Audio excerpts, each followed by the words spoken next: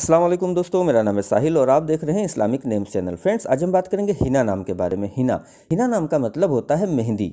तो जिनका नाम हिना होता है उनके लिए हर महीने की 5, 14 और 23 यानी 5, 14 और 23 ये 3 डेट्स लकी और अच्छी होती हैं। अगर बात करें इनके लकी डे यानी लकी दिन की, तो लकी दिन इनके लिए सबसे बेस्ट रहेगा बुध यानी वेडनेसडे। वेडनेसडे इनके लिए बहुत अच्छा दिन रहेगा। अगर बात करते हैं इनके लकी कलर की, तो लकी कलर में इनको ग्रीन कलर यानी हरा कलर इनके लिए बहुत अच्छा और सूटेबल कलर है।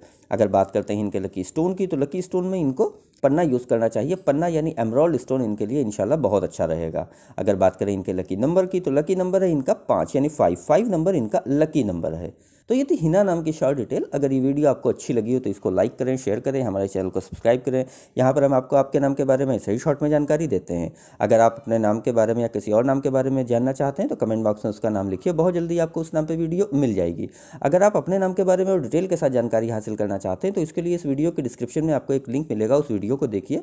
वहाँ पे आपको जानकारी मिल जाएगी कि कैसे आप अपने नाम के बारे में और डिटेल के साथ जानकारी हासिल कर सकते हैं। तो जाइए उस वीडियो को चेक करिए। और आज की वीडियो में इतना ही। मिलते हैं आपसे अगली वीडियो में। जब तक के लिए अल्लाह हाफिज़।